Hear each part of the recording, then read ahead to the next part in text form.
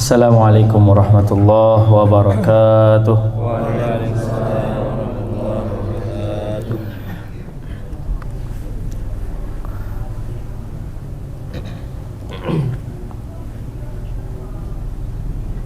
A'udzu billahi minasy syaithanir rajim.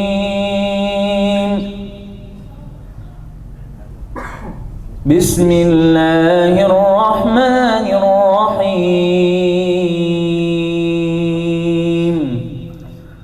Alhamdulillahi rabbil alamin. Ar-Rahmanir Rahim. Maliki yaumiddin.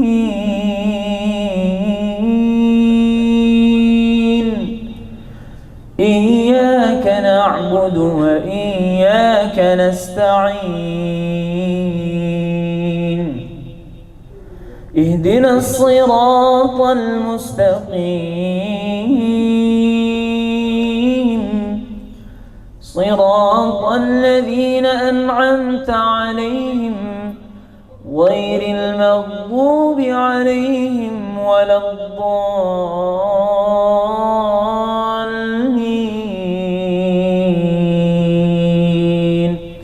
Amin.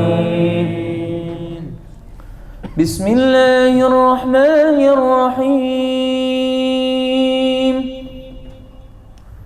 Qad aflahal mu'minun alladhina hum fi salatihim khashi'un walladhina hum 'anil lagwi mu'ridun walladhina hum lizzakati fa'ilun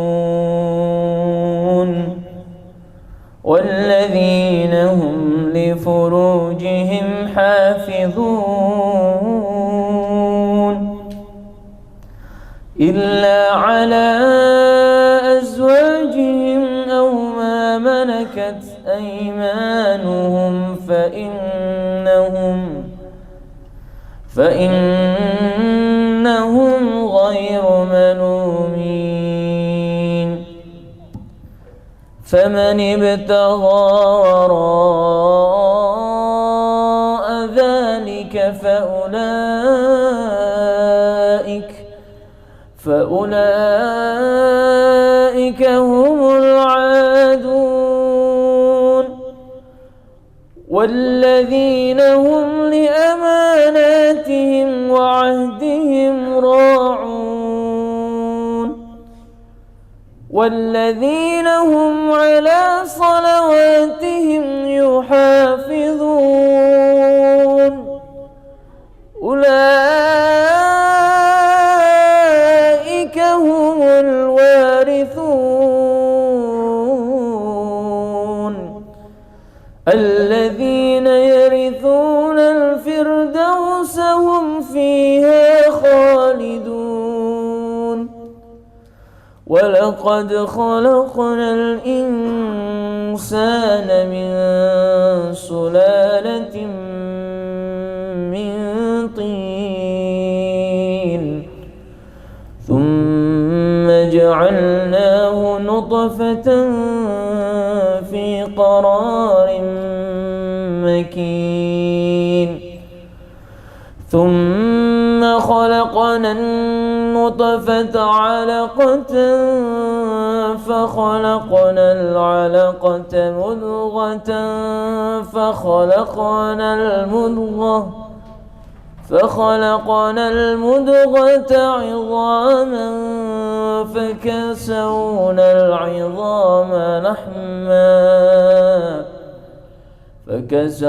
العظام لحما ثم أنشأناه خلقا آخر فتبارك الله أحسن الخالقين.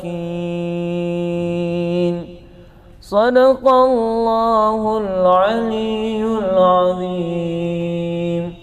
اللهم صل وسلم وزد وبارك على رسول الله وآله الأطهار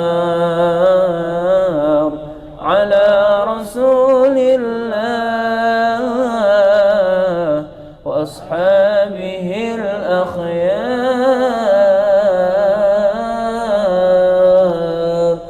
السلام عليكم ورحمة الله وبركاته. Bismillahirrahmanirrahim.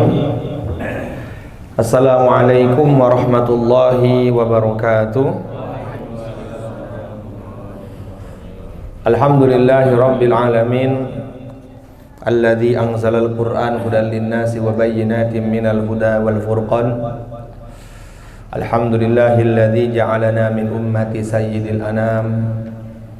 Ashhadu an la ilaha illallah wahdahu la syarikalah, wa ashhadu anna sayyidana wa nabiyyana wa sanadana wa maulana Muhammad sallallahu alaihi wasallam.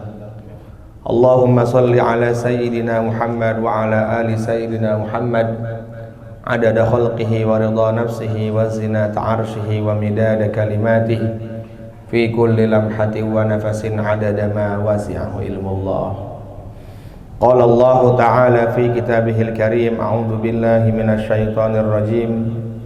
Bismillahirrahmanirrahim. Yarfa'illahu alladhina amanu minkum walladhina utul ilma darajat. Wa qala nabiyyuna Muhammad sallallahu alaihi wasallam, talabul ilmi fariidatun ala kulli muslimin wa muslimatin, atau kama jaa fil hadis. Bapak Ibu jamaah ngaji peluar rahimakumullah.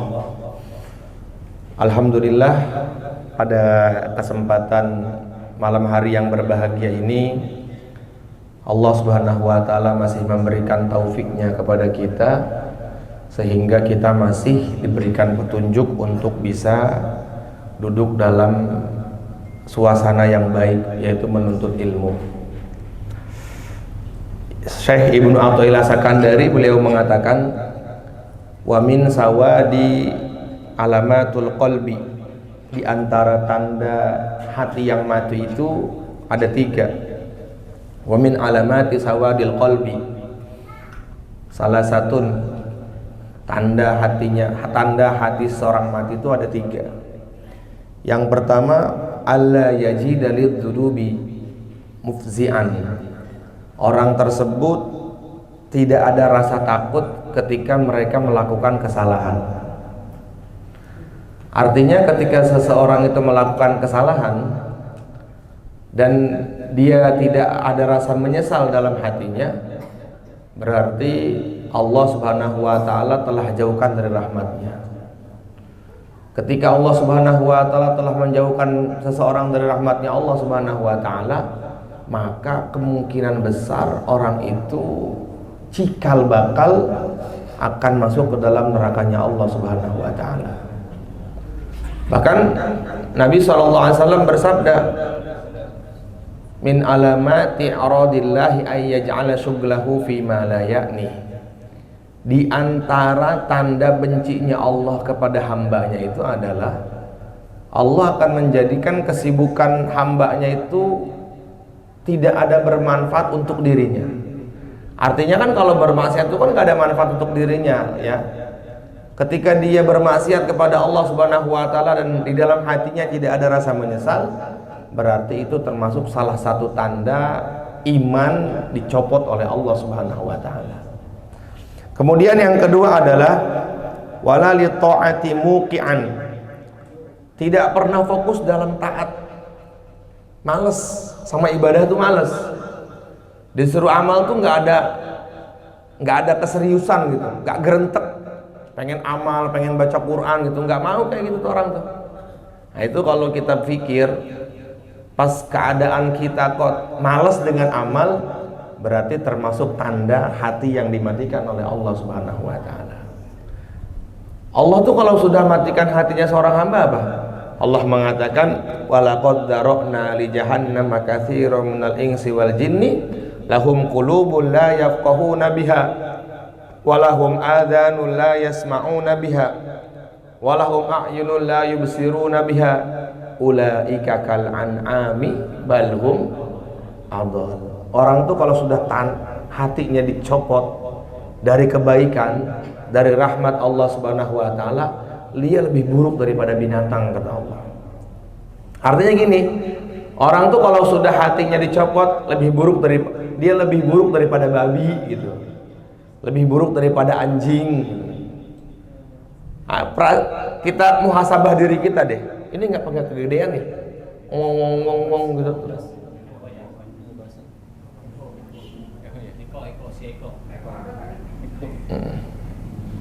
Nah, coba. Udah. Nah, ini aman nih. Ya. Bismillah. Bismillah. Bismillah. Bismillah. Ini aman ya? Nah. Baik. Kemudian yang ketiga adalah wala lil mau'izati munjian. Kalau dikasih nasihat nggak pernah didengar. Lu nasihatin gua aja lu. Udah sih lu diri lu sendiri aja lu perbaikin gitu. Sehingga ketika dia sudah dalam keadaan seperti itu, akhirnya nyalahin agama. Kenapa ya gua sholat kok nggak kaya-kaya? Kenapa ya gua amal kok gua begini-begini aja hidup gua? Tahu nggak? Apa janji Allah Subhanahu wa taala ketika kita memperbaiki sholat kita? Bukan kekayaan, tetapi akhlak yang baik, keadaan yang baik. Allah nggak berjanji apabila kamu sholat kamu akan mendapatkan kekayaan, enggak. Tapi Allah berjanji ketika kamu memperbaiki sholat kamu, maka Allah akan memperbaiki keadaan-keadaan kita. Jadi jangan salahkan sholatnya, salahkan diri kita yang masih belum yakin dengan amal sholat. Kalau kekayaan itu datang dari banyaknya sholat kita, maka orang yang paling kaya di dunia ini adalah sahabat Nabi. Sahabat Nabi itu kan sholatnya luar biasa. Kalau berdiri, maka seperti gunung yang berdiri kokoh. Nggak pernah terkesan dengan suasana dan keadaan. Tapi kalau kita baca sejarah, hampir kebanyakan rata-rata semua sahabat hidupnya dalam keadaan tetapi kemiskinan mereka tidak menyusahkan diri mereka. Kenapa? Karena qanaah. Karena punya sifat qanaah. Kemarin tuh saya suruh hafalkan tuh anak-anak Al-Mau'izah tuh. Orang yang beruntung tuh siapa aja? Kata Syekh Nawawi Al-Bantani dalam kitab Nasrul Ibad itu dikatakan as'adun nas man lahu qalbun alim wa badanun sabir wa qanaatun bima fil yad. Orang yang beruntung pertama, man lahu qalbun alim, orang yang di dalam hatinya ada Allah. Itu beruntung tuh. Ingat-ingat tuh. Orang yang beruntung, kata Syekh Nawawi Al-Bantani dalam Nasrul Hibatnya, beliau mengatakan as'adun nasi man lahu qalbun alim. Orang yang beruntung adalah yang pertama, orang yang di dalam hatinya ada Allah. Artinya bagaimana? Keadaan dia semua atas kehendak Allah dan dia merasa dilihat oleh Allah. Siapa orang yang dalam hatinya ada Allah tuh? Yang sudah pasti mah para sahabat. Sehingga ketika dalam hatinya para sahabat merasa ada Allah Subhanahu wa taala, akhirnya Allah Subhanahu wa taala tundukkan dunia di bawah telapak kakinya para sahabat. Manusia bisa menggerakkan matahari. Sayyidina Umar tuh ketika beliau memimpin perang di Madinah, beliaunya di Madinah. Tapi yang dikirim perangnya itu di Palestina. Kata Sayyidina Umar, ke kanan, musuh ada di sebelah kanan. Beliaunya di Madinah. Berzikir di mihrabnya Rasulullah SAW, nggak ikut perang. Komandonya dari mana? Nggak pakai Telkom, nggak pakai Instagram, nggak pakai Messenger, nggak pakai WhatsApp, enggak. Kata Sayyidina Umar, maju sekarang. Mereka sedang lemah. Maju tuh para sahabat. Antara Madinah dengan Palestina itu jauh sekali. Masya Allah. Kok bisa seperti itu? Karena Allah tundukkan dunia di bawah kaki-kakinya para sahabat. Kenapa bisa? Man lahu qalbun alim, kalau dalam hatinya ada Allah. Apa yang pertama? Bahasa Arabnya apa Ustaz Gifari? Apa? Man lahu qalbun alim. Yang kedua, orang yang beruntung itu siapa? Wa badanun sabir. Orang yang ketika dapat musibah dia senantiasa sabar. Allah tuh senang sama orang yang sabar. Dan balasan orang yang sabar tuh enggak kecil, besar, enggak main-main, besar. Allah berfirman, "Wa basyiris", berikanlah kabar gembira kepada orang-orang yang sabar. Apa sih kabar gembiranya buat orang yang sabar tuh?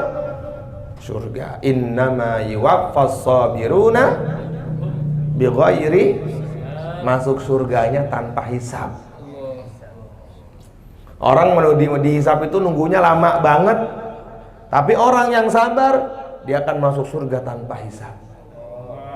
Siapakah orang yang sabar? Orang yang sabar tuh kata Nabi adalah indama sodmatil ula, pas dapat musibah dia ingat Allah. Sabar tuh. Ada seorang wanita anaknya meninggal dunia zaman sahabat, menangis dia di atas kubur anaknya itu.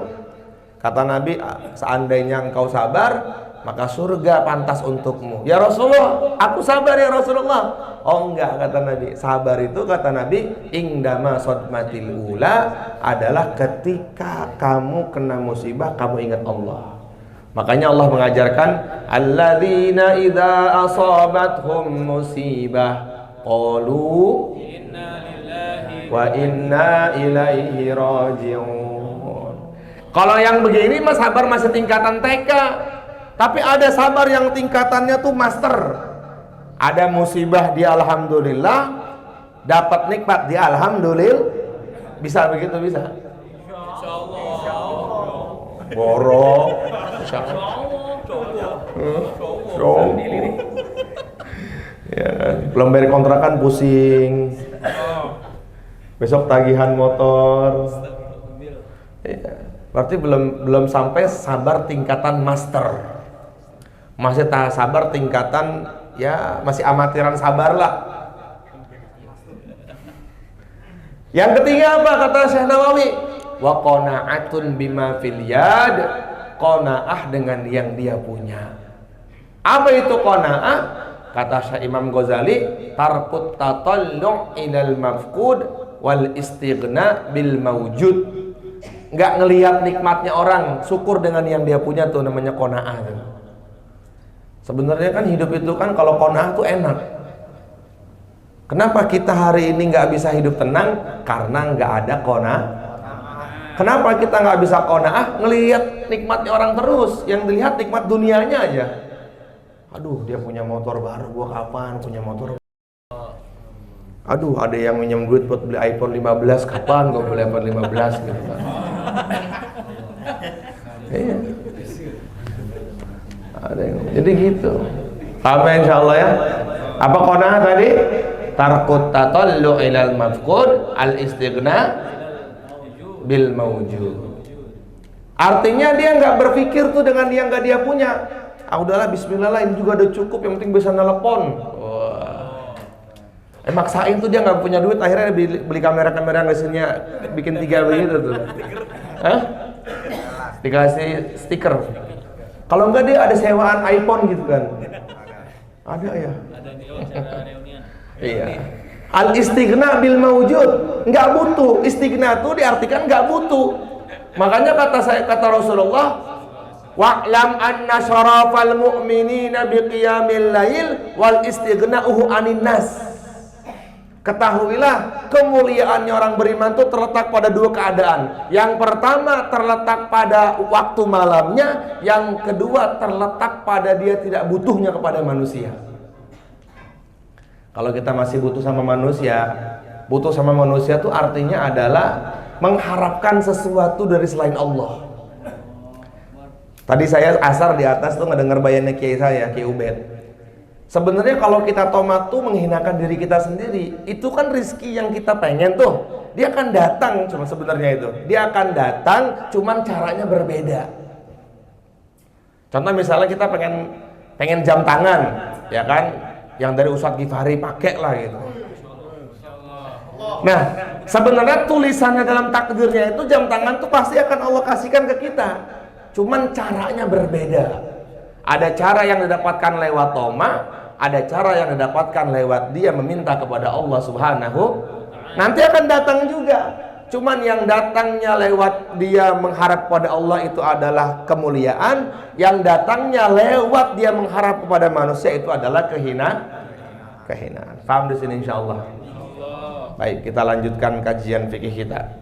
Kemarin kita sudah membahas tentang ab'adus sholat. Ada berapa kemarin ab'adus sholat? Kalau secara global ada 2. Yang pertama doa, yang pertama tahiyat awal, yang kedua doa kunut. Kalau mau dirincikan itu jumlahnya 7 sampai 12. Nah, sekarang kita akan membahas tentang faslun fi ma yata'allaqu muqtadi bi ab'adis salat bi sujudis sahwi. Bab menerangkan tentang sebab-sebab kenapa kita harus sujud sahwi. Ya, kapan kita disunnahkan untuk sujud sahwi itu kapan? Ya. Disunnahkan untuk sujud sahwi itu ada 4 keadaan. Ulangi dulu lah sebelum kita mulai. Sunnah ada dalam sholat, ada berapa sunnah dalam sholat? Apa aja? Ab'ad dengan hayat. Hayat itu nggak terhitung. Ya, banyak hayat itu. Kalau mau dirincikan kurang lebih 21-an lah hayat itu dalam sholatnya aja tuh. Ab'ad itu ada apa aja? Tahiyat awal dengan doa kunut. Nah, kalau seumpama kita meninggalkan hayat, maka itu pahalanya aja berkurang. Tapi nggak perlu ditambal 1 rakaat atau diganti dengan sujud sahwi. Sementara kalau kita meninggalkannya adalah perkara yang sunnah ab'ad, yang 2 tadi dalam kunut atau tahiyat awal, maka kita menambalnya bukan dengan menambah rakaat, tapi menambalnya dengan sujud sahwi. Pertama tuh. Dan sujud sahwi, perhatikan, sujud sahwi dalam mazhab Syafi'i dikerjakan sebelum salam. Dan jumlahnya 2. Jadi nggak ada sujud sahwi 1. Paham di sini? Sujud yang cuma 1 kali itu sujud syukur, ya. Kemudian sujud tilawah. Selain itu 2 kali. Sujud sahwi 2 kali. Nah, sekarang kita akan bahas perkara yang menjadikan sunnahnya sujud sahwi itu ada berapa? Ada 4. Yang pertama adalah asbabu sujudus sahwi arba'atun. Sebab-sebab disunnahkannya sujud sahwi ada 4. Yang pertama yaitu tarku ba'du min ab'adis salat au ba'dil ba'di. Meninggalkan ab'ad salat atau sebagian dari sunnah ab'ad. Perhatikan. Jangan nyatet dulu. Meninggalkan sunnah ab'ad, secara umum dia tinggalkan tuh, atau meninggalkan sebagian dari sunnah ab'ad. Contoh, Sigit, dia dalam sholat duhur tidak tahiyat awal. Pas bangun rakaat ketiga, ya kayaknya saya nggak tahiyat awal nih. Berarti kan semua sunnah abad dia tinggalkan.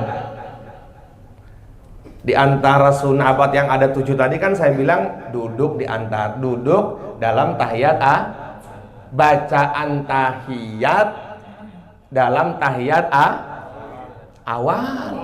Iya. Kemudian membaca sholawat yang menjadi wajib dalam tahiyat akhir. Iya. Ini ngajinya baru 2 minggu libur aja udah kemana-mana nih ngeblanknya nih. Udah. Perhatikan nih kalimat saya nih. Pertama, sebab sujud sahwi adalah meninggalkan sunnahat total. Dia tinggalkan. Jelas dong. Ketika Sigit dia meninggalkan sunnahat, maka dia sunnah untuk sujud sahwi. Nah, perkaranya Sigit ini dia tahiyat awal. Tapi dia nggak baca salawat sama Nabi. Jadi dia sebagian dari sunnahat dia tinggalkan. Dia udah duduk tahiyat awal nih, Sigit nih. Dia asyhadu alla ilaha illallah wa asyhadu anna muhammadar rasulullah. Berdiri aja dia. Walaupun dia sudah duduk dalam tahiyat awal, karena dia meninggalkan sebagian dari sunnahat, maka dia tetap sunnah untuk sujud sahwi. Yang kedua, antum meninggalkan kunut. Kunut itu sunnah abad. Imam Syafi'i kunut banget. Imam Abu Hanifah nggak kunut. Imam Malik nggak kunut. Imam Ahmad bin Hambal kunut dalam kunut nazilah. Miftah nih dia sholat subuh. Dia nggak kunut nih, sengaja nggak kunut. Dia berarti meninggalkan semua kunut berarti kan? Bacaannya, berdirinya. Itu jelas dong sunnah. Dia sunnah untuk sujud sahwi. Nah perkaranya Miftah nih dia doa kunut. Tapi dia tidak membaca sholawat kepada Nabi dalam doa kunut. Maka itu pun sama dia sunnah untuk sujud sahwi. Kan saya bilang pokok dalam sunnahat itu adalah sholawat kepada Nabi-nya. Jelas gak? Masih ingat gak keterangan saya 2 minggu lalu? Pokok dari semua sunnahat itu, doa kunutnya kah, tahiyat awalnya kah, itu pokok utamanya adalah salawat kepada Nabi-nya. Antum mau kayak apapun panjangnya baca doa kunut, ketika antum meninggalkan salawat kepada Nabi dalam doa kunut, maka antum tetap sunnah untuk sujud sahwi. Paham gak di sini? Jelas gak? Ya, paham ya insyaallah ya. Nah, illam tarakahu amdan au sahwan lam tabtul sholatuhu. Meninggalkannya nih baik lupa ataupun karena sengaja, maka nggak batal sholatnya. Ini kita nih yang berkunut nih di sini nih di Al-Mau'izah di ngaji plok nih. Ustadz Ghifari itu tiba-tiba nggak pakai kunut udah pengen mempraktekkan ilmu. Ada yang ribet nggak nih di belakang nih gitu kan? Kita kan berkunut nih kita satu pengajian ini. Ustadz Ghifari imam subuh, beliau nggak kunut langsung. Subhanallah ditegur. Nggak kunut. Sengaja batal nggak sholat Ustadz Ghifari? Nggak batal. Ya sengaja aja nggak batal, apalagi lupa. Maka walaupun Ustadz Ghifari sengaja meninggalkan sunnahat, maka dia sunnah untuk sujud sahwi. Kalau pertanyaan saya, kalau seumpama Ustadz Ghifari nggak sujud sahwi, sah nggak sholatnya? Hah? Sah nggak? Yang sah angkat tangan, yang sah. Yang nggak sah angkat tangan, yang nggak sah. Alasannya apa tadi? Mana yang sah tadi? Siapa yang sah angkat tangan? Yang angkat tangan. Bro, Ustadz Evan, apa Ustadz Evan alasannya kenapa sah? Karena sunnah. Itu kenapa alasannya nggak sah? Tanggung jawab ente.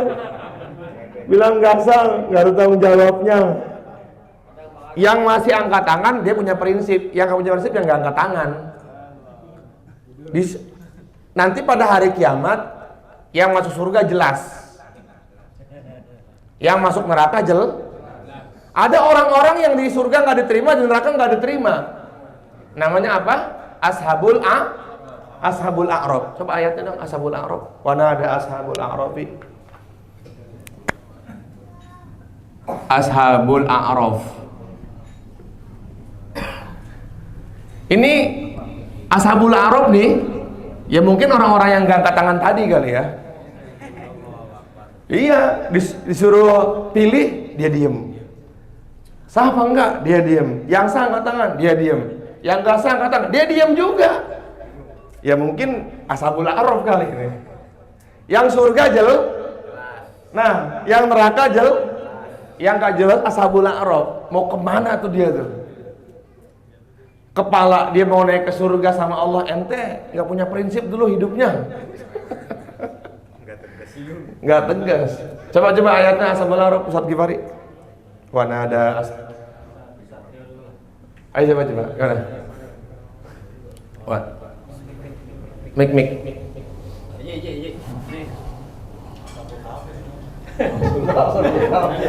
Ayo. Nggak usah, aman. فنادى أصحاب الأعراف رجالا يعرفون كلا بسيماهم ونادى أصحاب الجنة سلام عليكم لم يدخلوها وهم يطمعون. Terus absaruhum tilqa'a ashabin nar qalu rabbana la taj'alna fitnatan lil qaumil zalimin. Kata orang-orang ahli surga, wa nada ashabul jannati an salamun alaikum. Saya udah selamat.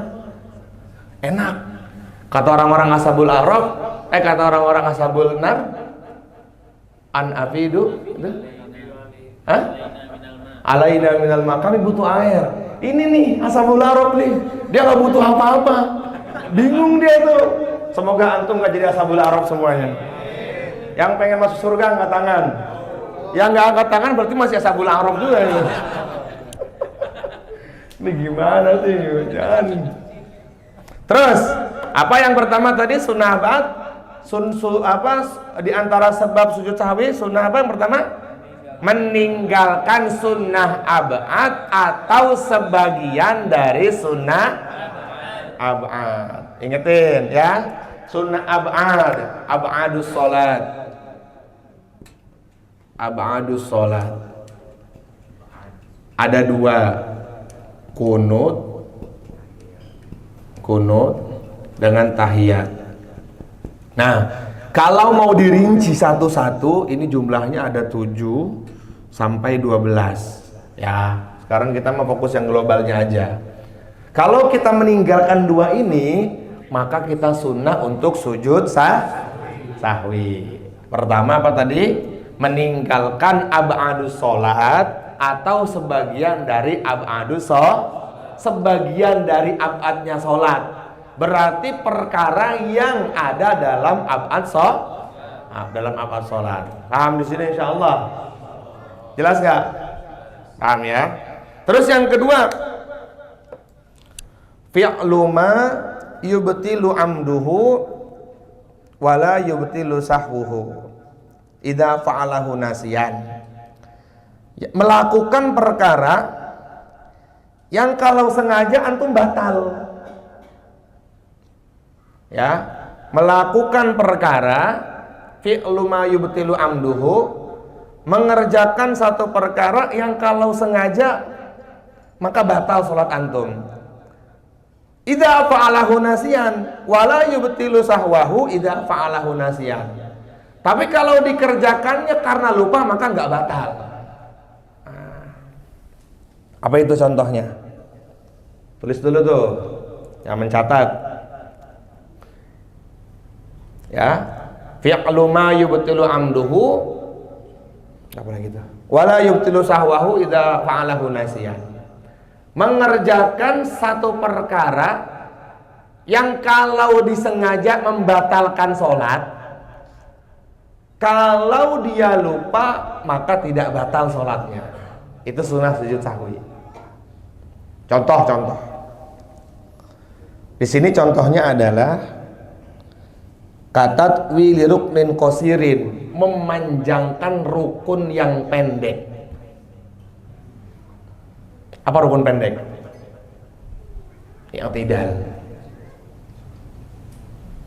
Memanjangkan rukun yang pendek.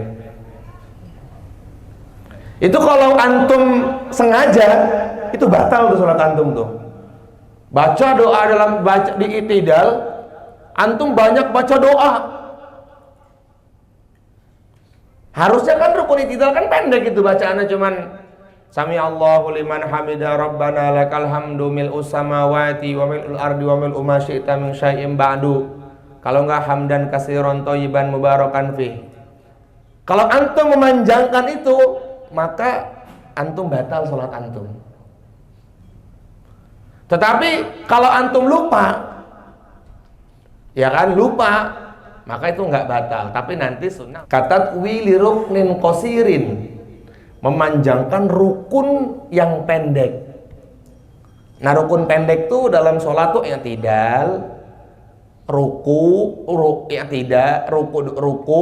i'tidal, sujud, duduk di antara dua sujud.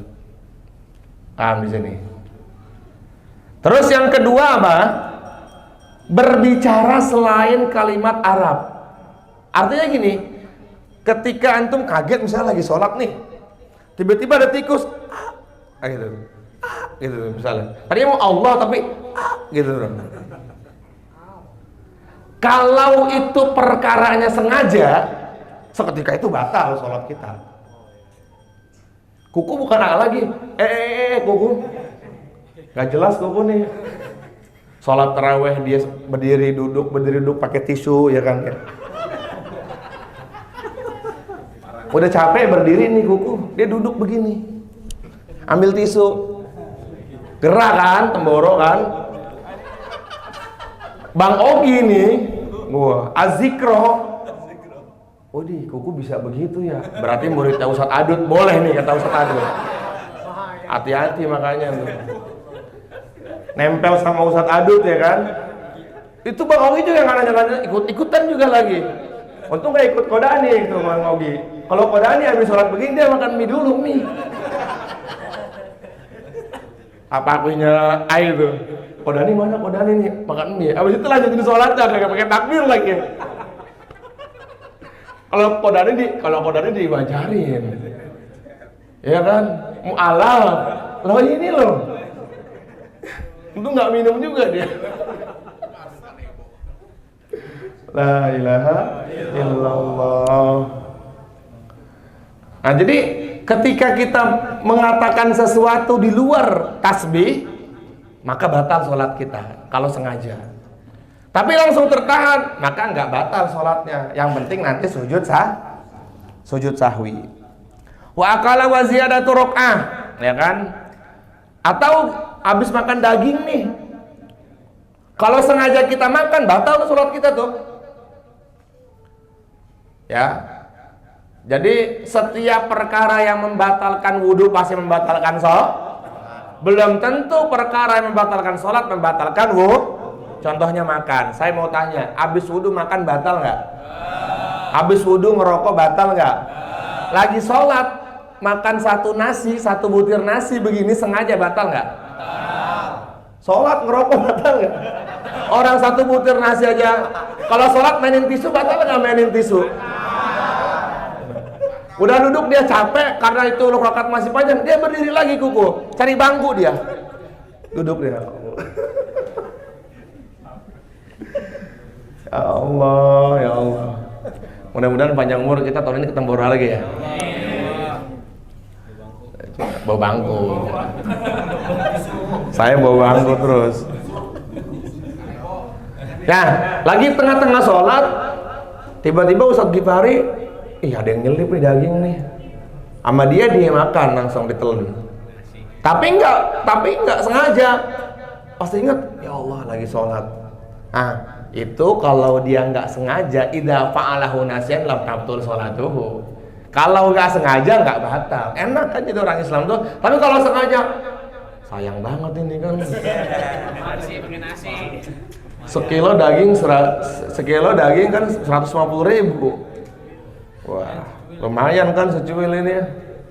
Udahlah dimakan aja lah. Batal nggak sholatnya? Batal. Wa ziyadatu raka'atin, menambah bilangan rakaat. Ini 4 apa 5 ya kan ya? Ini 4 apa 5 gitu. Ini 4 apa 5? Ini 4 apa 3 gitu kan. Padahal tuh udah 4 tuh. Dia tambah. Kalau di tengah-tengah tambahan dia itu dia langsung ingat, langsung buru-buru dia sujud, langsung buru-buru dia duduk tahiyat. Kalau dia lanjutkan batal nggak sholatnya? Batal. Ini kan perkaranya udah 4 nih. Pas dia ini 3 apa 4 ya? 4 apa 3 gitu kan. Nah itu dia langsung ingat gitu. Kayaknya ini udah 4 deh. Langsung selesaikan tuh yang rukun tadi tambahannya itu. Kalau udahlah nanggung, batal. Seketika itu batal. Bilang nanggung aja langsung batal ente. Paham ya? Tapi nanti sebelum salam dia sunnah untuk sujud sahwi. Jelas nggak di sini? Jelas nggak? Jelas. Atau enggak dia salam sebelum waktunya. Nabi pernah disetting lupa sama Allah. Sholat duhur. Di tengah-tengah 2 rakaat sholat Nabi salam. Ada seorang sahabat namanya Abu Dujana. Itu kan sahabat pada bingung tuh. Ini nggak ada yang berani ngomong, nggak ada yang berani nanya sama Nabi nih. Ya Rasulullah, aku sirta sholat amnasita. Ya Rasulullah, ini sholat model baru atau engkau lupa katanya. Terus Nabi bilang, emang berapa rakaat saya sholat? 2 rakaat. Itu Nabi nggak pakai takbir lagi, langsung rakaat ketiga. Nah, ini pengkhususan untuk Nabi Buat Nabi, kalau seperti itu nggak usah diulangi. Tapi kalau Ustadz Gifari begitu, salam nih, assalamualaikum. Kurang 2, emang iya nggak bisa tambahin 3. Itu udah ngobrol soalnya. Iya, udah ngobrol, udah berbalik hati sudah berpaling dari kiblat. Kalau buat Nabi itu dalam hadis sampai masuk ke rumah. Setelah salam kedua, saking bingungnya para sahabat kok gak ada yang berani tanya. Akhirnya ada salah seorang sahabat yang bernama Abu Dujana, beliau datang kepada Nabi bertanya, ya Rasulullah, izin, aku sirtas sholata amnasita. Ini sholat model baru, apa emang engkau lupa? Nabi nanya di situ. Emang sholat saya berapa rakaat? 2. Nabi nggak banyak omong lagi, datang lagi ngimamin sahabat, langsung sholat tambah 2 rakaat. Nah, itu pengkhususan untuk kalau kita yang seperti itu wajib ulang. Ya, jelas di sini. Nah, di situ sekarang perkaranya Ustadz Gifari ini salam nih, pas tahiyat awal dia pikir tahiyat akhir. Assalamualaikum warahmatullah. Ustadz Gifari langsung atau enggak dapat teguran dari belakang, ada subhanallah, berdiri. Maka Ustadz Gifari sebelum salam dia sunnah untuk sujud sahwi. Jelas nggak di sini? Paham ya? Kalau Ustadz Gifari dia sengaja rakaat kedua lah, gue pengen ngeprank orang-orang, dia mau lihat ngepranknya udah salah. Paham nggak? Langsung batal tuh. Ya kalau dia sengaja maka batal sholatnya. Di rakaat kedua gue pengen salam Assalamualaikum warahmatullah. Seketika itu langsung batal. Niat aja udah batal. Niat ngeprank, menggantungkan, menta'allukan sesuatu untuk membatalkan sholat, maka jadi batal. Contoh, kalau seumpama hujan turun, maka batal sholat saya. Hujan turun, batal sholatnya. Artinya itu menta'alik, menggantungkan sesuatu kepada batalnya sholat. Itu pun jatuh kepada orang yang dalam talak. Kalau kamu keluar rumah, maka kamu talak 1. Kok berani-berani istrinya keluar rumah, jatuh talak 1. Itu namanya taklik, sigot taklik. Makanya kan teman-teman yang habis nikah itu kan baca itu tuh. Ya nggak? Alhamdulillah saya nggak baca, jadi saya nggak punya sigot taklek, jadi masih aman, bebas. Yang baca tuh hati-hati, kan di situ kan bacanya, saya sebagai suami apabila meninggalkan istri saya selama 2 bulan tanpa ada kabar maka begini-begini, ya kan? Ya, jadi seperti itu. Paham ya insya Allah ya? Kalau betul-betul antum meninggalin 2 bulan nggak ada kabar, jatuh talak 1. Nah yang nggak baca nggak ada sigot taklek. Makanya waktu saya nikah tuh malah penghulunya baca enggak? Udahlah nggak usah baca, saya bilang aman, insya Allah. Aman juga penghulunya. Yang baca hati-hati tuh ya.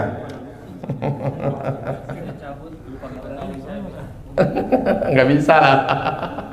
Terus yang ketiga, sunnah sujud sahwi, asbabu sujud sahwi. Naqlu ruknin qaulin ila ghairi mahallihi. Memindahkan rukun kauli bukan pada tempatnya. Dalam ibadah itu, dalam amal itu, ya, itu ada 3 keadaan. Ya, amal itu dalam Islam ada 3. Ada amal i'tiqadiyah.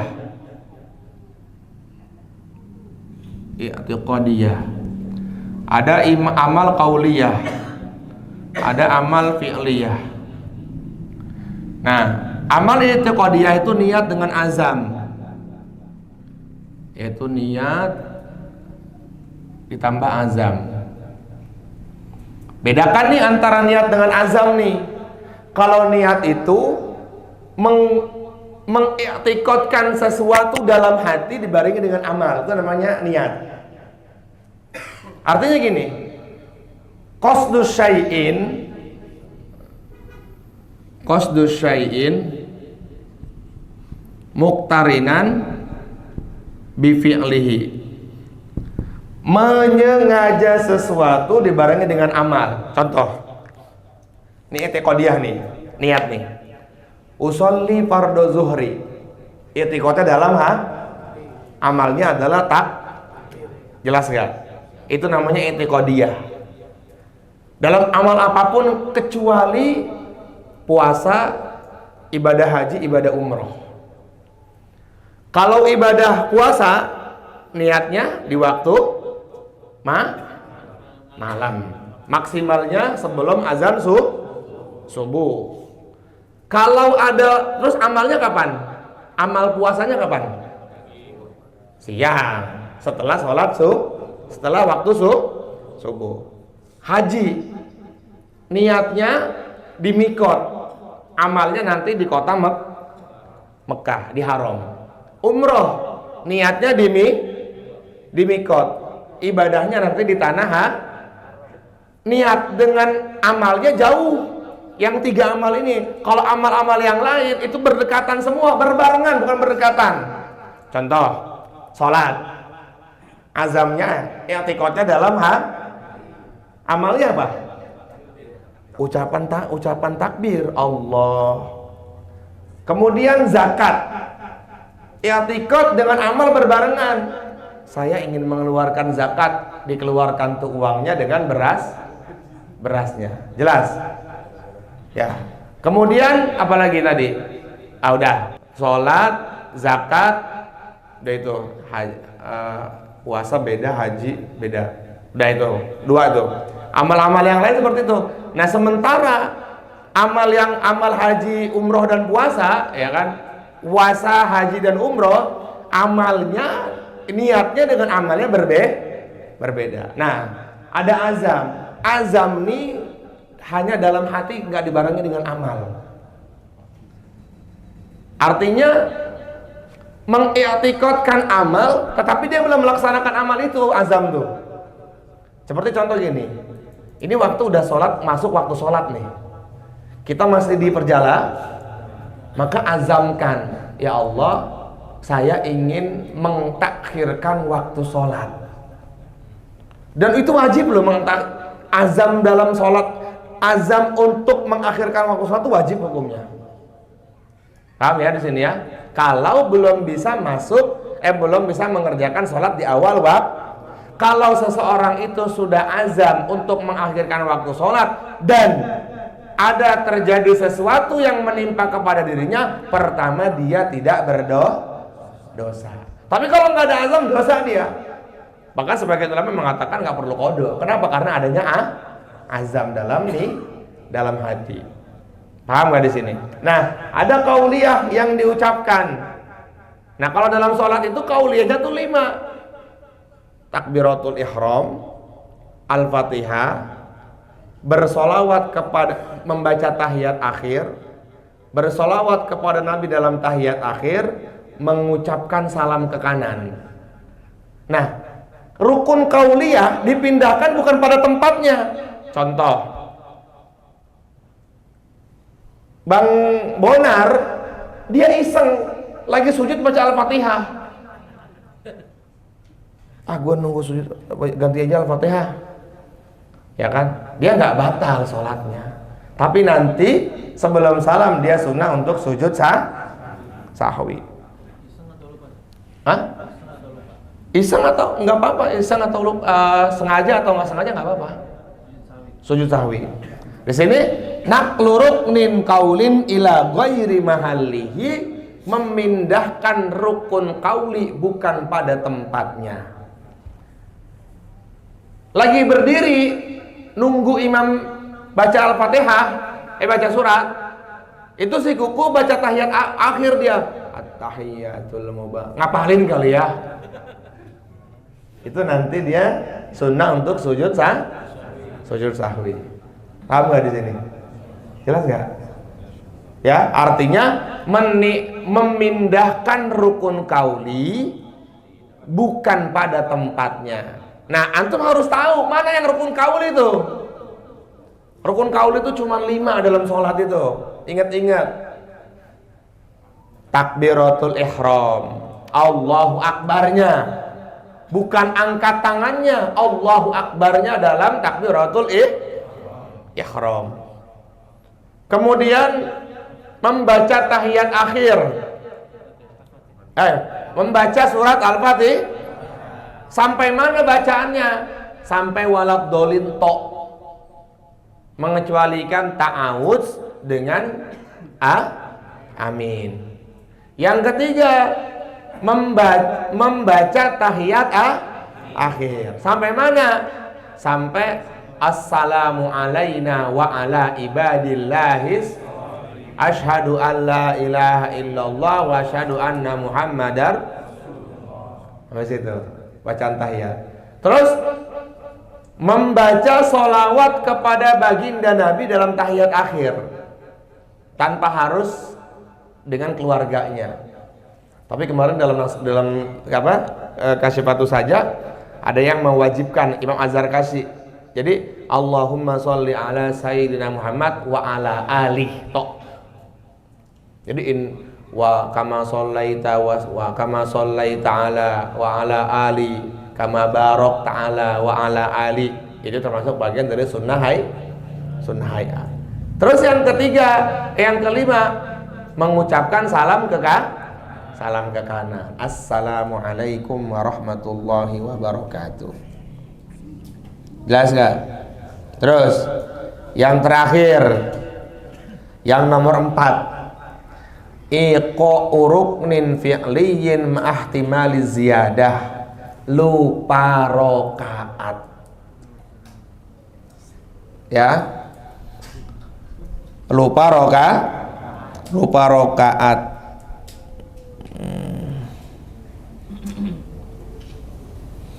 Mengerjakan rukun fi'li yang kalau dikerjakan dengan sengaja antum batal sholat antum.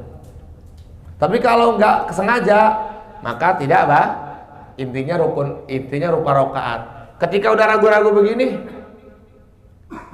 ini 2 apa 3 ya? Ambil yang 2, jangan yang 3. Ya, kalau makan gorengan ambil yang 7 apa 12 ya? Wah, 20. Ente giliran gorengan cari yang paling dikit. 5 apa 4 ya? Masih 2 kok. 5 sama 4 dia masih 2. Giliran sholat 4 apa 3 apa 4 ya? Oh ya udah 4 nih, aman ya, udah 4 nih. Jangan. Kalau dalam ibadah, kata para ulama, cari yang paling sedikit. Tapi kalau dalam kayak tadi muasyarah, ya, maka cari yang paling Nah, ketika kita lupa dia, maka nanti sebelum salam dia sunnah untuk sujud sahwi. Nah, 4 itu tuh sunnahnya, keadaan untuk sujud sahwi. Terus bacaannya bagaimana Ustaz? yang diajarkan Nabi itu dua. Yang pertama subhanaman la yanamu wa la yashu. Di sini ada nih. Subhanaman la yanamu wa la yashu. Atau enggak baca doa sajada wajhiya lilladzi khalaqahu wa sawwarahu wa syaqqa sam'ahu wa basarahu bihaulihi wa quwwatihi fatabarakallahu. Enggak hafal ya? Dulunya main-main aja sih. Itulah. Di sini ada dijelasin itu. Kalau ngambil dalam kitab Fathul Mu'in, jadi seperti itu. Terus pertanyaannya gini, Ustadz boleh nggak? Imamnya kan lupa nih tahiyat awal, dia juga lupa nggak sujud sahwi, maka boleh nggak makmum sujud sahwi? Boleh. Kalau saya nggak sujud sahwi juga nggak apa-apa, nggak apa-apa. Antum mau sujud sahwi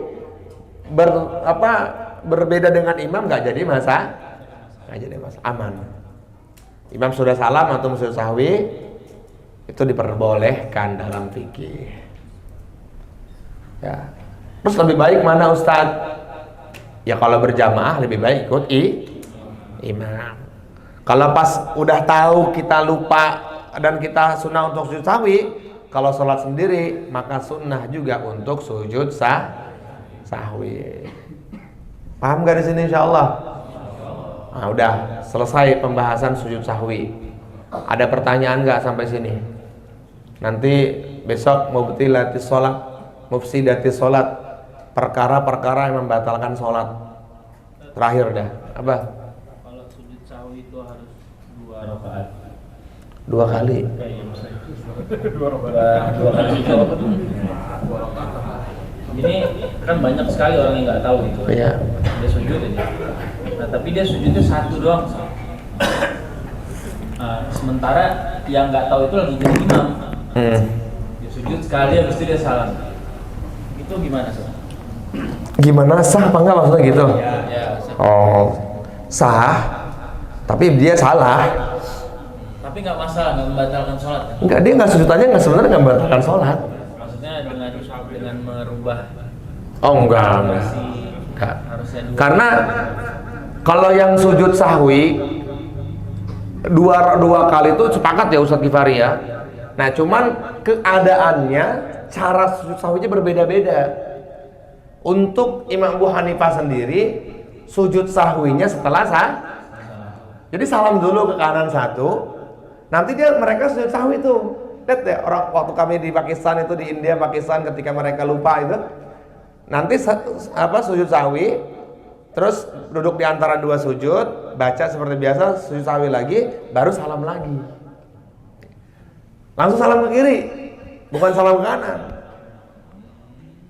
Itu saya pernah menjelaskan juga, lupa nanti saya jelaskan dalam kitab Madzhabul Arba'ah deh. Insyaallah pertemuan depan saya jelaskan tuh cara-cara sujud sahwinya para imam tuh. Makanya saya tegaskan banget, sujud sahwinya kita sebagai yang bermazhab dengan Imam Syafi'i, sujud sahwinya sebelum ingetin sebelum dan jumlahnya 2 kali seperti sujud biasanya dan seperti duduk di antara 2 sujud biasanya. Dan tidak merusak juga itu. Wallahu a'lam, seperti itu. Paham ya insyaallah ya. Gimana Bang Haji? Salam. Tadi ada penjelasan terkait makanan yang nyelip dan ketelan. Iya. Kalau seandainya nyelip doang tapi sadar pas waktu lagi ketika sholat, apakah itu membatalkan sholatnya? Kalau ditelan batal. Kalau nggak ditelan tapi enggak batal. Tapi terus misalnya inisiatif takut batal, Iya. dikeluarin di saat sholat, Enggak apa-apa, diambil aja. Yang penting jangan sampai lebih dari 3 gerakan aja. Aman. Jadi seperti itu. Nah, kalau dia yakin di situ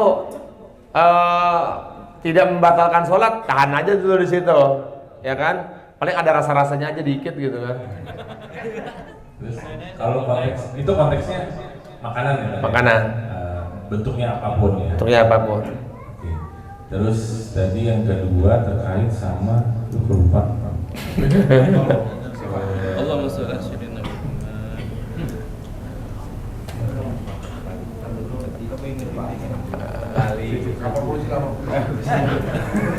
Coba ngaji. Kalau lupa nanya sujud sawi. Iya. Bener tuh. Ini tak. Kalau lupa rakaat tapi udah terlanjur salam, itu mendingan sholatnya dibubarin atau diterusin?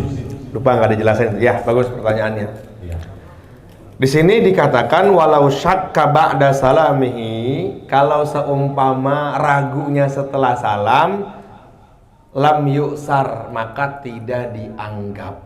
Jadi sholatnya tetap sah. Ini gua tadi berapa rakaat ya? Tapi udah salam nih.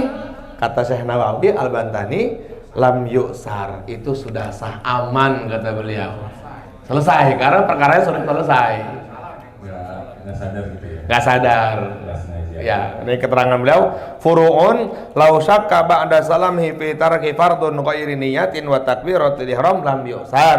Kalau seumpama seseorang ragu dalam apapun ya, jumlah rakaatnya atau bacaan Al-Fatihahnya atau rukun-rukun yang lain, maka lam yu'sar, maka tidak dianggap. Artinya adalah sholatnya tetap sah. Nggak usah ini lagi lah, ulang lagi lah, nggak perlu, karena sekarang udah ngaji kan. Jadi pas sudah ragu setelah salam, ragunya setelah salam, aman sekarang. Insyaallah seperti itu. Sama-sama. Terus, ini kadang-kadang kalau nunggu sholat, kadang-kadang kita suka lupa wudhunya tuh tutup nggak ya, ini nggak ya. Apakah pesan Ustaz dulu kan kalau misalnya kita merasa tentang najis itu, misalnya kalau udah yakin aja yang penting aman. Nah, apakah ini kalau si wudhu mendingan yakin aja kayaknya masih deh, apa mendingan lebih baik udahlah mendingan wudhu aja lagi, apa salahnya si wudhu lagi? Karena yang penting yakinnya. Kalau diawali dengan tadinya sebelumnya adalah suci, maka diikutkan kepada sebelumnya. Jadi masih suci. Udah kentut belum ya? Udah. Tadi kan kita suci tuh. Itu kita ikutin suci aja. Walaupun memang sebetulnya secara hitungan Allah Subhanahu wa taala itu kita udah batal. Tapi karena yakin kita itu suci, aman jadinya. Gimana kaidah ushul fikihnya itu? Al yakinu la yuzalu bisyak. Jadi kita harus yakin. Kalau nggak yakin, maka kita wajib wudu. Yakin, wudu nggak ya? Apa batal nggak ya? Batal nggak ya? Kalau nggak yakin, mendingan wudu. Tapi kalau udah yakin, kalau sering gini nih. Lagi udah habis wudu nih, lewat nih kita kesentuh istri, kesentuh sama Uma? Enggak, Abi mah ya. Enggak kesentuh, Abi mah yakin nggak kesentuh. Ya udah. Jadi ya sesuai keyakinannya masing-masing. Jadi kayak gitu. Aman ya insyaallah ya. Pak Haji, ada lagi nggak? Ayo, Bro Evan.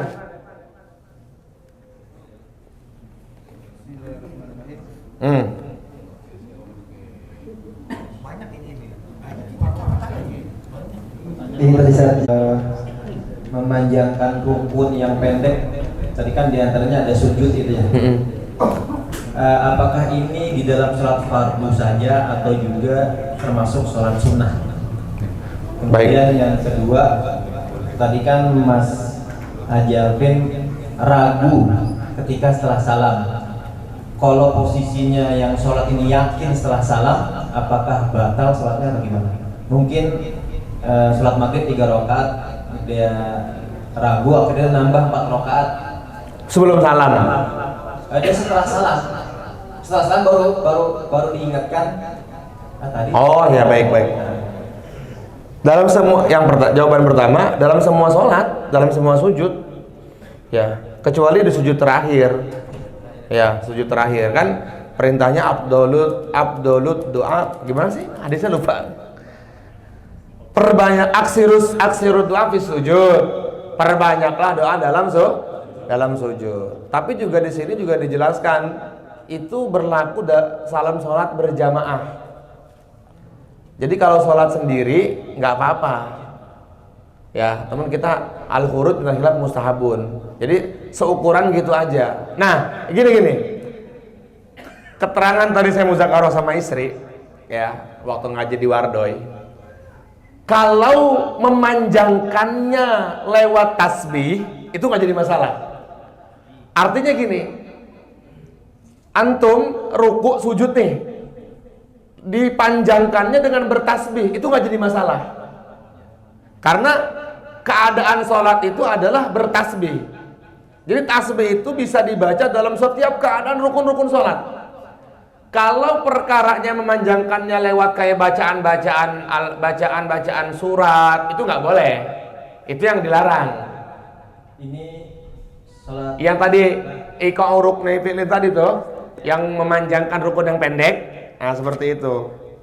berlaku di sholat wajib atau sholat sunnah? Semua sholat. Artinya kalau mau memanjangkan rukun-rukun itu, mendingan panjangkan dengan tasbih, itu nggak jadi masalah. Ini keterangan ini mana ini? Nomor berapa tadi itu? Nomor 2 ya. Bro. Yustasna min dzalika tasbihat fala yasdul naqliha alal mu'tamad. Mengecualikan Anda memanjangkannya dengan tasbih. Jadi yang nggak boleh memanjangkan dalam rukun yang qasir itu, rukun yang pendek itu, ketika dia memanjangkannya dengan menambah bacaan-bacaan di luar tasbih. Nggak boleh. Termasuk apalagi bacaan Quran. Maka di sini ya bikhilafil qiraah. Tuh. Jadi gue pengen sujud tapi gue pengen baca tabarok lah. Baca tabarakalladzi. Itu mumet bangun-bangun kayaknya itu. Jelas ya bro ya. Kalau tasbih nggak jadi masalah. Mengecualikan tasbih dulu. Terus yang kedua tadi kan dia salam dulu tuh. Ada yang negor. Ente kurang satu deh. Selagi dia belum berbicara, nggak, masa iya kayak gitu kan? Ente tadi kurang 1 rakaat deh. Langsung aja berdiri. Walaupun udah ada salam, karena kan dia lupa. Kalau kelebihan ya.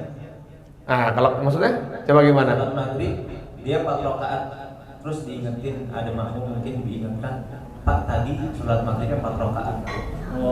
Itu mah tinggal hatinya dia. Cuma imam posisi tuh yakin 3 rakaat, cuma diingatkan dari makmum 4 rakaat.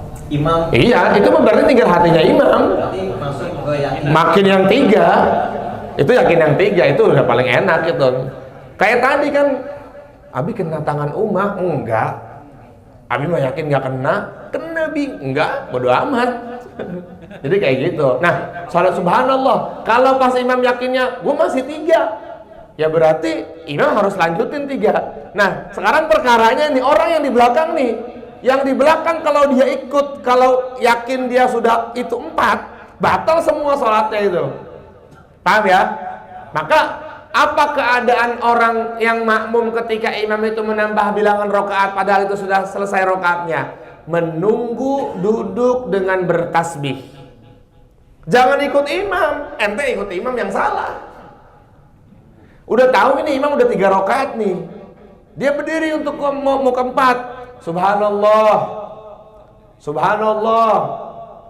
Nah, yakinnya imam kan itu masih 3. Yang di belakang nih tinggal keadaan di belakang nih. Ayo halo. Kalau di belakang ikut imam, dia mengikuti imam, menambah 1 rakaat lagi, maka batal sholatnya. Seketika itu batal. Ada lagi nggak? Ini Bonar lu Bang Bonar.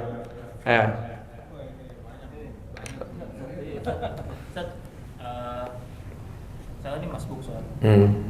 Masbuk sholat isya di rakaat kedua. Kemudian ada orang masbuk di rakaat kedua. Itu kemudian setelah imam udah selesai di rakaat keempat, dia mundur. Berarti saya lanjut. Nah, dia mundur malah nyambung imam ke saya gitu. Jadi makmum. Makmum ke saya gitu. Itu saya jaharkan atau nggak usah? Dan itu nggak boleh. Nggak boleh. Nggak boleh. Karena nggak boleh menjadikan dua imam dalam satu sholat. Berarti cuekin aja Ustaz. Ya iya, dia batal apa enggak ya? Kayaknya batal sih. Tapi nantilah saya jawabnya ya.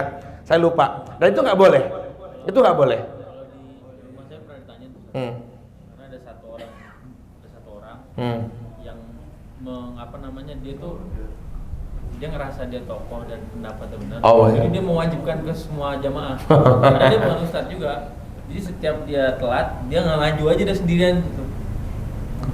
Dia maju aja sendirian tuh sama barisannya jadi ngimam gitu. Padahal dia telat juga.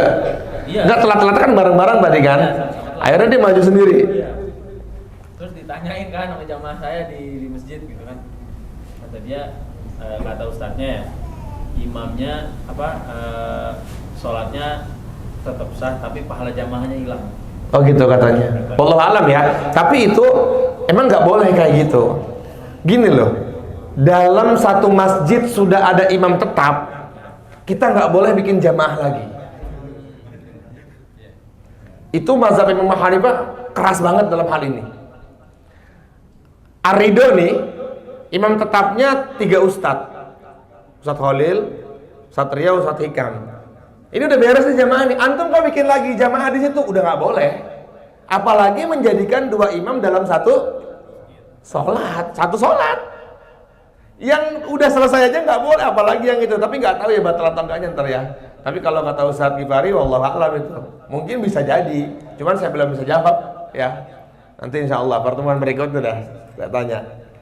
Karena gini dulu, saya pernah banget pengalaman waktu ngaji di Sukabumi, kan sama-sama masbuk sama akang nih. Nah, kita sebagai murid mundur dong, ditarik, sejajarin lagi.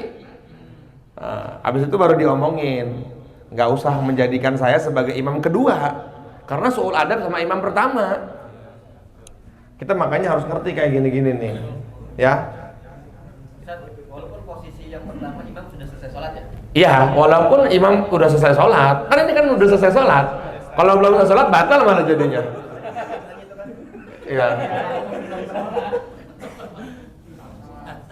Tadi yang pertama, yang pertama kan perkara hati yang kosong, berbuat salah, tidak merasa takut ketika membuat salah.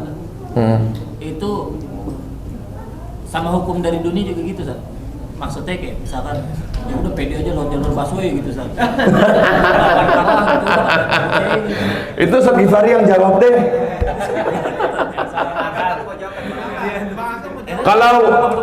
Kalau dalam fikih gini ya, man humus solihun, siapa sih orang yang dimaksud dengan orang soleh itu?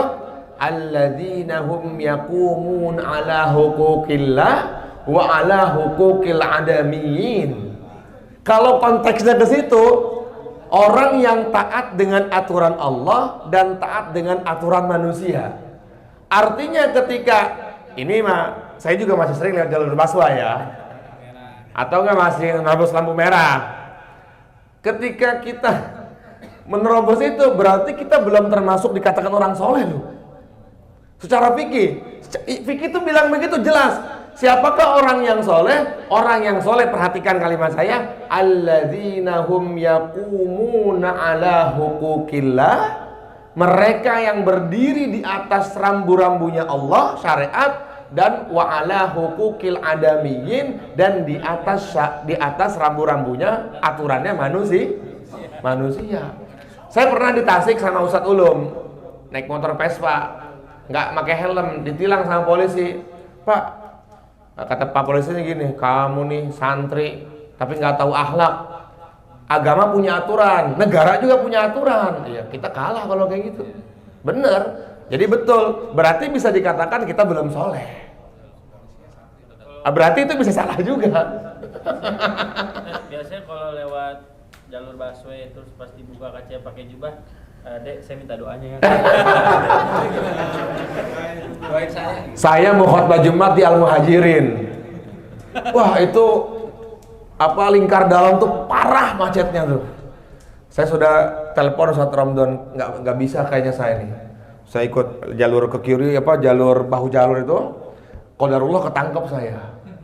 Pas banget kan gue pakai jubah ya kan ya. Terus kan ada playernya kan, Muhajirin kan kalau itu ada playernya kan. Pak, saya mau khotbah Jumat Pak di Muhajirin pondok kelapa di pondok kelapa Pak. Nih playernya Pak. Oh iya doakan saya aja katanya. Wah, gua kira nggak cuma doa, dikawal juga, nggak dikawal, ya cuma minta doa aja itu. Alhamdulillah bisa khotbah di Al-Muhajirin itu kan saya cerita ya ke Ustaz Gifari ya. Qadarullah itu. Itu barokahnya ngamalin sun. Ya jadi gitu ya insyaallah ya. Udah ya cukup ya insyaallah ya. Nah, nanti pertanyaan dari Bonar belum bisa dijawab sah atau tidaknya ya kan. Kemudian bagaimana akhlak yang baiknya. Karena kalau kita melihat kepada pendapat ulama yang lain, dalam satu masjid sudah ada imam yang tetap, maka kita haram buat jamaah lagi. Makanya di India, Pakistan tuh nggak ada ya Ustaz ya, bikin jamaah setelah jamaah. Nggak ada, mereka sholat sendiri-sendiri. Kenapa? Karena nggak boleh, haram. Apalagi satu masjid. Lah sekarang perkaranya ini lagi satu sholat, dua imam. Paham ya di sini ya? Al-Fatihah. A'udzubillahi minasyaitonirrajim. Bismillahirrahmanirrahim. Alhamdulillahirabbil alamin. Arrahmanir rahim. Maliki yaumiddin. Iyyaka na'budu wa iyyaka nasta'in. Ihdinas siratal mustaqim. Siratal ladzina an'amta 'alaihim ghairil maghdubi 'alaihim waladdallin. Allahumma shalli 'ala sayyidina Muhammad wa 'ala ali sayyidina Muhammad fil alamin innaka Hamidum Majid. Rabbana anfa'na bima 'allamtana wa 'allimna ma yanfa'una wa zidna ilma summa barik lana. Allahumma akhir lana wa akhtar lana wa saddidna summa barik lana fiha. Allahumma kammil ma'aniha kammil mabaniha wasi' aradiha abqiha ila yaumil qiyamah. Allahumma inna nas'aluka imanan kamila wa yaqinan sadiqa wa amalan mutaqabbala wa rizqan halalan wasi'an katsiran thayyiban mubaraka wa shifaan likulli da wa sallallahu ala sayyidina Muhammad walhamdulillahi rabbil alamin. Ya Rabbana ta'arafna bi annana qtarafna wa annana asrafna ala alladhi asrafna alaina tauba tawsil likulli hauba wastur lana al-awrati wa aminir rawati waghfir liwalidina rabbi wa mauludina wal ikhwani wa sairil khillani wa qul mahabba au jiratin au suhban wal muslimina ajma amin rabbi asma fadlahu wa juddan manna la biktisabim minna bil mustafa rasulina بكل سول صلى وسلم ربي عليه عبد الحب وآله وصحبه عدد الصحب والحمد لله في البعد والثناء والحمد لله بالبر والثناء. Subhanallah bihamdihi, subhanakallahumma bihamdika, asyhadu an la ilaha illa anta, astaghfiruka wa atubu ilaik. Mohon maaf. Assalamualaikum warahmatullahi wabarakatuh.